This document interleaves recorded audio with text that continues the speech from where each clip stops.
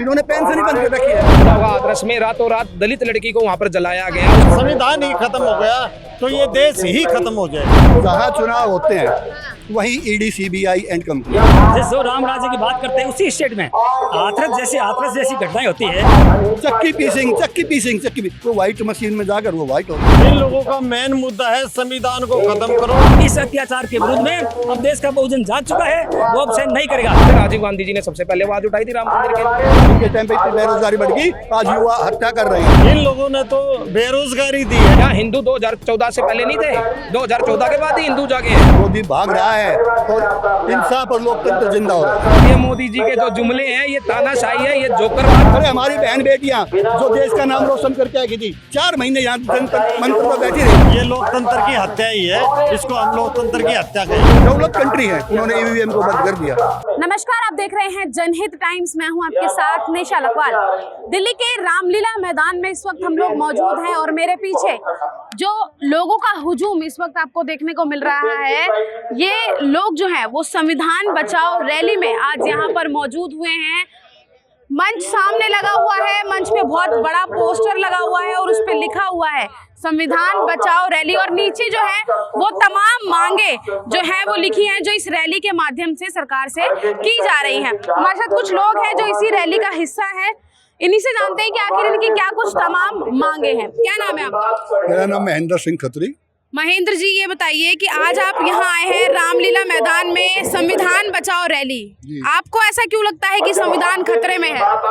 संविधान इसलिए खतरे में है, सबसे पहले मैं आपको बताऊं मैम कि जहाँ चुनाव होते हैं वही ईडी, सीबीआई एंड कंपनी। सब क्या विपक्ष के नेता ही चोर है क्या?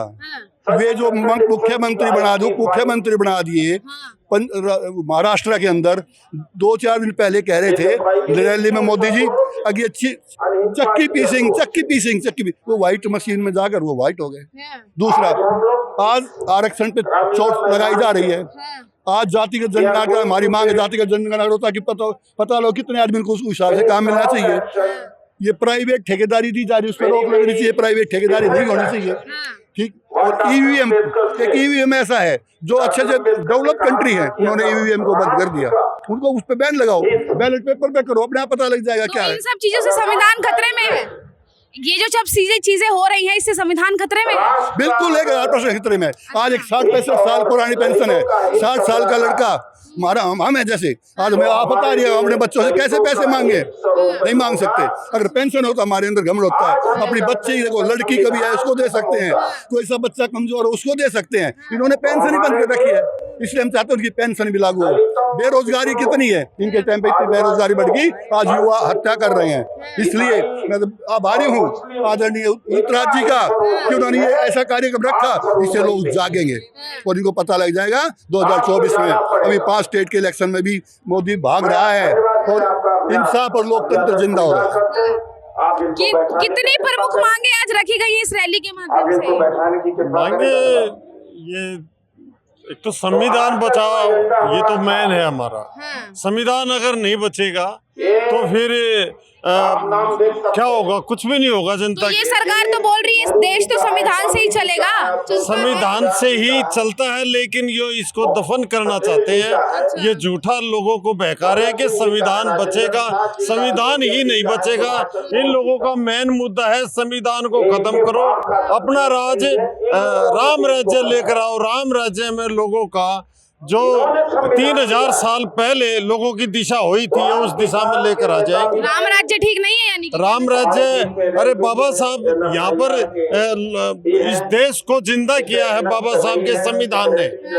अगर संविधान ही खत्म हो गया तो ये देश ही खत्म हो जाएगा। नहीं, संविधान खत्म करने की बात आप कर रहे हैं, लेकिन राम राज्य पसंद नहीं है।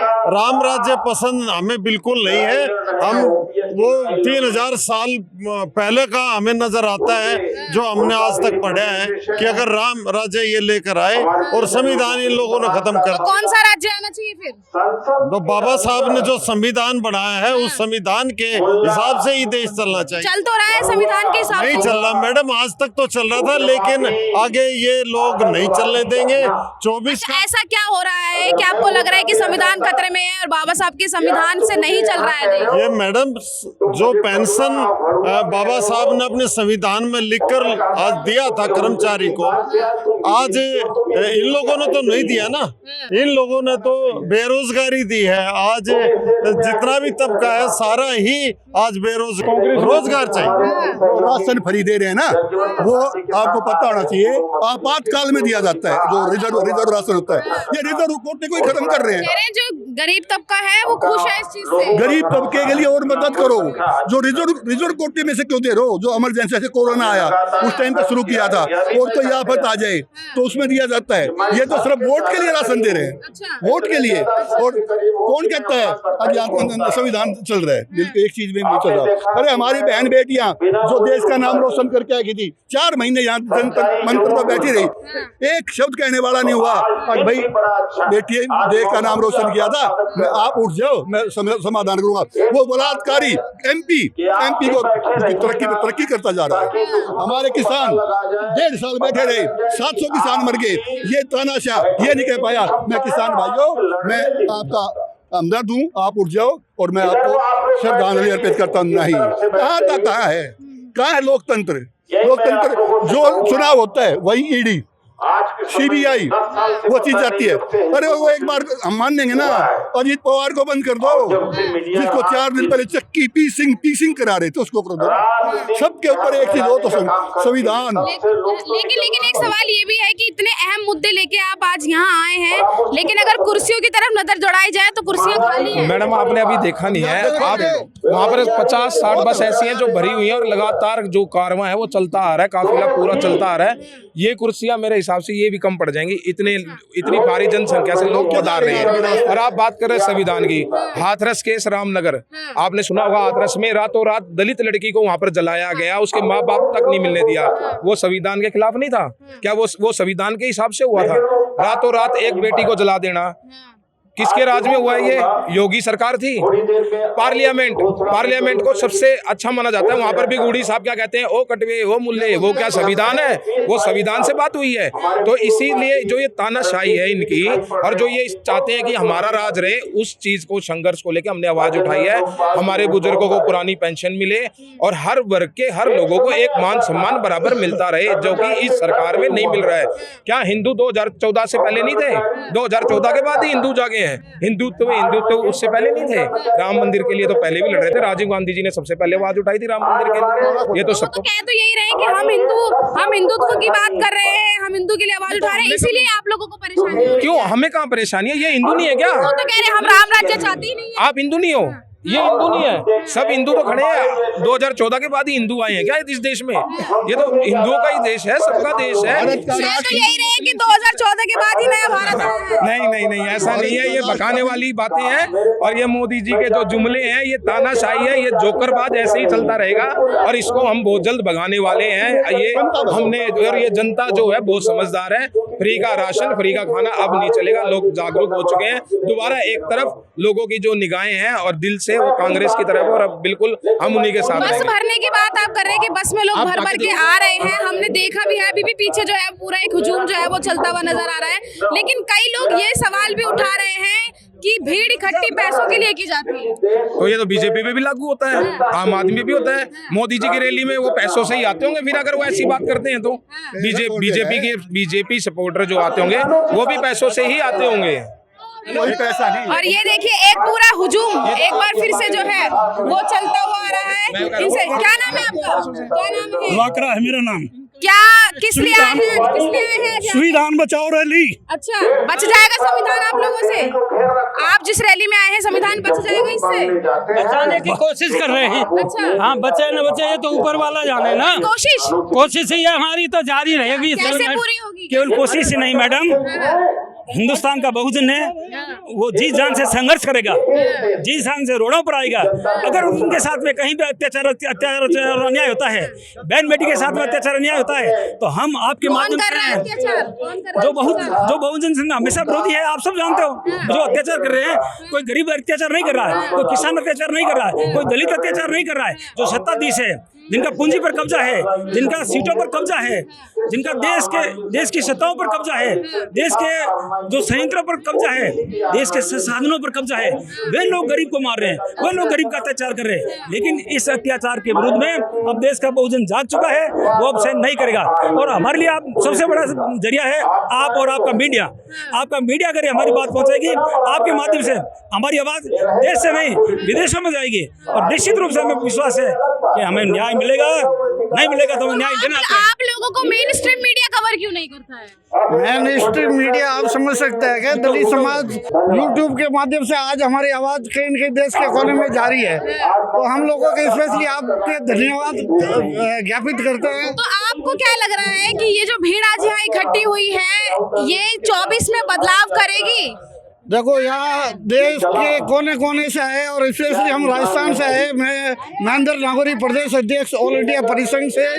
राजस्थान में भी चुनाव है, राजस्थान में चुनाव है, उसके बाद में लोकसभा का भी चुनाव है। मैं आपसे हमारी बात बहुजन समाज की रखना चाहूँगा, क्योंकि हमारा एक ऑल इंडिया परिसंघ सामाजिक संगठन है, लेकिन जो समाज में घटनाएं हो रही है उससे हम अछूतर नहीं है।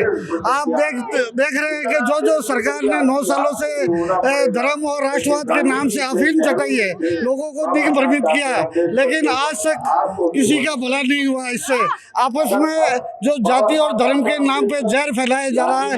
2014 से पहले बिल्कुल आराम से हिंदू, मुस्लिम, सिख, ईसाई सब भाईचारे से रह रहे थे।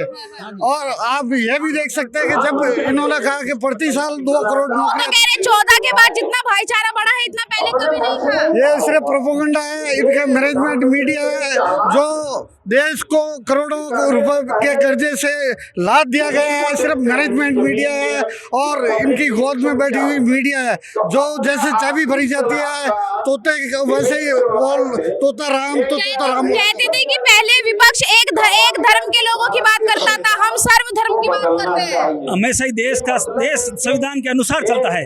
हमारा देश का संविधान है, धर्मनिरपेक्ष संविधान है। अगर देश का संविधान के अनुसार कोई भी दल नहीं चलेगा तो उस दल को एक बार नहीं 10 बार सोचना पड़ेगा। ये राष्ट्र धर्मनिरपेक्ष राष्ट्र है। अगर कोई धर्म की बात करता है तो देश के संविधान के विरोध में है, अगर देश के धर्म की बात करता है तो देश की फिजा के विरुद्ध में है। ये हमारा देश धर्मनिरपेक्ष है, धर्मनिरपेक्ष था और धर्मनिरपेक्ष रहेगा। धर्मनिरपेक्ष की बात इन्होंने कर दी है, लेकिन सालों से तो धर्म पे ही राजनीति होती आ रही है मैडम। चाहे फिर वो विपक्ष सरकार में रहा हो या अभी जो मौजूदा सरकार हो। मैडम, एक बात इससे अलग और रखना चाहूंगा। मैं 2 महीने से doctor Ritu, professor Daulatram college के सामने बैठे लोकतंत्र का जो ये अपमान कर रहे हैं, वो जो बैठी है 2-2.5 महीने हो गए, अब तक जो है कोई भी न्याय नहीं मिला। ये लोकतंत्र की हत्या ही है, इसको हम लोकतंत्र की हत्या कहेंगे। मैं यही कहता। संविधान बचाओ रैली की जा रही है, महारैली। इस रैली से क्या रिजल्ट निकल कर आएगा, क्या लग रहा है? इस रिजल्ट से ना ये पब्लिक है ना एक हो जाएगी, अपने बहुजन समाज एक हो जाएगा और इसका ना सरकार के ऊपर बहुत ज्यादा प्रभाव पड़ेगा। अभी तक एक नहीं था क्या बहुजन समाज? नहीं, यहाँ पे जुड़ता जा रहा है ना कि सारे जागरूक नहीं हुए। 50% जागरूक हो गए हैं, 50% को और जागरूक करना है। तो उसके बाद है ना संविधान है ना अपने आप लागू हो जाएगा। संविधान के ऊपर कोई आँच नहीं आएगी। पब्लिक हमारी एक हो गई ना, हमारा समाज एक हो गया तो पब्लिक संविधान के ऊपर कोई आवाज नहीं होती। हमारा संविधान को बदल देंगे। एक महिला और है हमारे साथ, इनसे बात करते हैं। रैली में आए हैं आप, महिला रैली में आज आप आए हैं, महिलाएं बहुत सारी हैं। सरकार से कितना खुश हैं अभी जो मौजूदा में है, या फिर कुछ बदलाव देखेंगे? बदलाव देखना चाहते हैं। क्या बदलाव देखना चाहते हैं? जो गरीबों का साथ ही दे वो हमारा साथ। कौन दे रहा है गरीबों का साथ? अभी इस टाइम तो देखा जाए तो केजरीवाल जी दे रहे हैं, मोदी जी तो हम लोगों को लूट ही रहे हैं। अच्छा, हाँ। लेकिन यहाँ तो संविधान बचाओ रैली की जा रही है, संविधान खतरे में क्यों है आपको लगता है? महंगाई है बहुत ज्यादा और कोई सहूलत नहीं है, परेशानी है, गरीब की तरफ ध्यान नहीं दे रहे। महंगाई से संविधान बचेगा? महंगाई कम हो जाएगी तो? हाँ, महंगाई से भी काफी फर्क पड़ेगा। अच्छा, संविधान में? हाँ, चलिए कोई नहीं। आप ये बताइए मेरे को, जो महिला सशक्तिकरण की बात हो रही, वुमेन एम्पावरमेंट का और महिला बिल विधेयक जो लाए हैं, आप ये समझ सकते हैं कि जो चुनाव सर पे है, 5 राज्यों के हैं, उसके बाद में लोकसभा के भी चुनाव है, ये सिर्फ एक महिला सशक्तिकरण के नाम पे झुंझुना पकड़ाया गया। इसको वास्तविक रूप से प्रभावी किया जाएगा वो 2030 से, तो 7 साल बाद में क्या परिस्थिति होगी आप इमेजिन कर सकती है कि खाली एक ढकोसला है, प्रोपोगंडा है, महिला का कोई हित इनका साधना हमें कतई विश्वास नहीं हो रहा है। क्या कहेंगे? सिर्फ दलित ही पीड़ित नहीं है सरकार में, चाहे कोई सवर्ण वर्ग का हो जो कमजोर है, जिसके पास संसाधन नहीं है, उन सबको परेशान किया हुआ है। मेरा नाम श्रीकांत पाठक है, मैं मथुरा से हूँ। मैं इस संविधान बचाओ रैली को यहाँ समर्थन देने आया हूँ। इनका काम है सिर्फ पूंजीवाद, जातिवाद, धर्मवाद। अब जय श्री राम का नारा ये लोग चिल्लाते हैं। तुलसीदास जी आए सन 1600 के आसपास, उन्होंने रामचरितमानस, जय भीम का नारा भी तो लगता है। नहीं, जय भीम का नारा लगता है, लेकिन वो जय भीम का नारा लोगों को मतलब इसलिए नहीं लगता कि वो जादू है उनके पास कुछ, वो कुछ दे देंगे। अगर आप जिसे पसंद करते हैं आप उसका नारा लगा रहे हैं, वो जिसे पसंद करते हैं वो उसका नारा लगा रहे हैं। मैडम, नारे का मतलब ये नहीं है कि भाई अगर हमने जय भीम बोल दिया तो उन्होंने संविधान दिया। श्री राम जी मर्यादा पुरुषोत्तम है, उनका जीवन जैसे कहते हैं, अभी हम रामलीला मैदान में हैं यहाँ पे, उनका जीवन एक लीला है, उससे सीखना है। उनके पास जादू नहीं है, लेकिन ये मंदिर बनवा रहे हैं। भीमराव अंबेडकर, बाबा साहेब भीमराव अंबेडकर जी की प्रतिमाएं हैं। संविधान का निर्माण किया उन्होंने। देश संविधान से चलेगा, किसी धर्म से नहीं चलेगा। जब तक ये सरकार नहीं जाएगी तब तक देश के संविधान है तो वही भगवान राम को भी तो झुटला नहीं सकते हैं ना।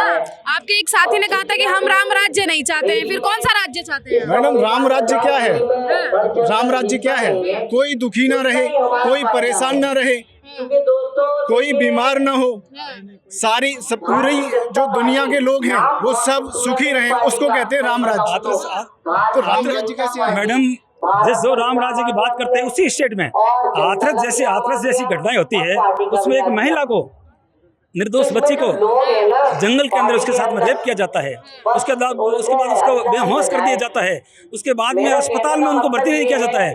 पुलिस में FIR दर्ज नहीं हो रही है। जिस राज्य में राम राज्य की बात कर रहे हैं उनका मैं उदाहरण दे रहा हूँ आपको। और यहाँ तक कि जनता के दबाव के हिसाब से उनको हॉस्पिटल में भर्ती कर दिया, लेकिन भर्ती करने के बाद में उस जिंदा लाश को, हम नहीं कह सकते वो मर गई थी, उस जिंदा लाश को हमारी खाकी ने उठा करके और पेट्रोल डाल करके जला दिया। क्या ये हमारा राम राज्य है? सोचे, कहीं पर जाति के नाम पर मूछें काट दी जाती है, कहीं पर जाति के नाम मटकी हाथ लगाने पर मार दिया जाता है, कहीं घोड़ियों पर उतार दिया जाता है। क्या ये हमारा राम राज्य है? इस पर गौर करना होगा। हमारा राम राज्य है वो है जो दलित समाज की बात करे, जो गरीब की बात करे। गरीब की कोई जात नहीं होती है, दलित की कोई जात नहीं होती है, बहुजन की कोई जात नहीं होती है। जो भी व्यक्ति जिनके पास में आज सत्ता और सुख सुविधाएं नहीं पहुंची है, जिनके पास में शिक्षा नहीं पहुंची है, जिनके पास में संसाधन नहीं पहुंचा है, जिनके पास में रोजगार नहीं पहुंचा है, वो तमाम व्यक्ति है वो बहुजन है। और उनका सहयोग करने वाली पार्टी, उनके हित की बात करने वाली पार्टी ही सत्ता पे रहनी चाहिए और वही रहेगी।